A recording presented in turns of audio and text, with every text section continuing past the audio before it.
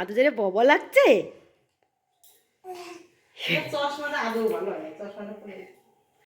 Hello friends, welcome back to my channel. দেখতেই পাচ্ছ ready হয়ে গেছি, বেরোচ্ছি একটা জায়গায়, বলছি সব কিছু।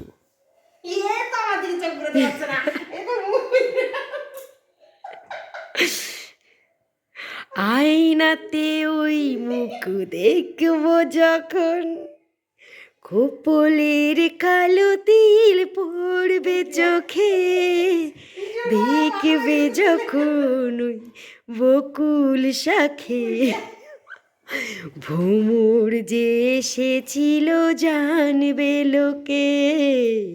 কি বিচ্ছিরি করে গাইলাম তাই না?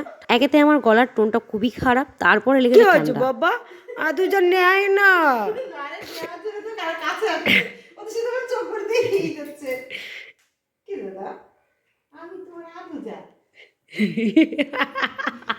অনেকটা বেসুরে সুরের গান শুনে তারপরে তোমাদের সুন্দর প্রাকৃতিক দৃশ্য দেখাতে দেখাতে নিয়ে যাচ্ছি কোথায় বলো তো?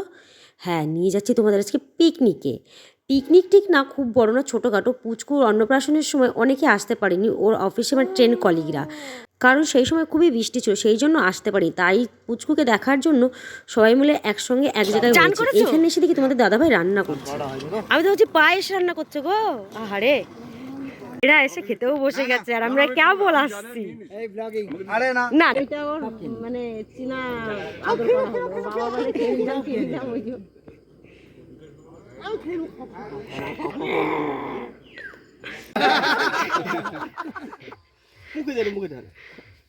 এইগুলো কি। যেহেতু পুচকুকে দেখতে এসে সেই কারণে পুচকুর জন্য গিফট নিয়ে এসে, যে চেনটা দেখতে পাচ্ছ গলায়, এই চেনটা কিন্তু দিয়েছে ওরা গিফটে। ফটো হচ্ছে, আমি ওটা দেখি।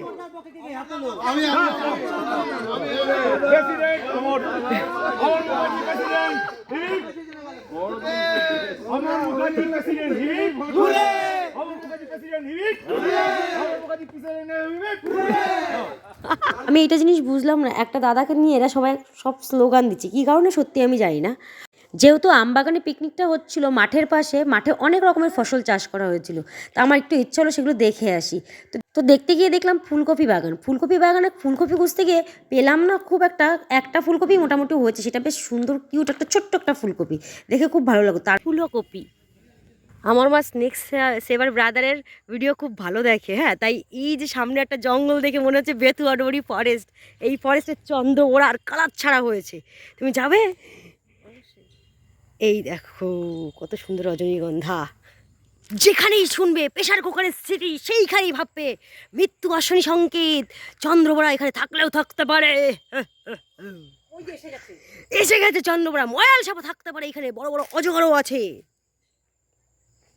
চাইলেই তোমরা কিন্তু দেখতে পারো। চলবে না ভাই, সাবধানে চলবে। চলো বলো আরেকবার। খেলা করে চলবে না ভাই, সাবধানে চলবে। জানোই তো এখন ভারতবর্ষের সবচেয়ে বিষধর সাপ হচ্ছে, যা ভুলে গেছে এই চন্দ্রবড়া। কালাক্স না কালাচ, কালাচ। কালাচ, এই যে এইখানে এইখানে ক্যামেরার দিকে তাকায় কইতে হবে। কালাচ কালাচ। চন্দ্রবড়া, কালাচ হচ্ছে সাইলেন্ট কিলার, সাইলেন্ট কিলার। আর চন্দ্রবড়া হচ্ছে কি প্রেশার কুকারের সিটি।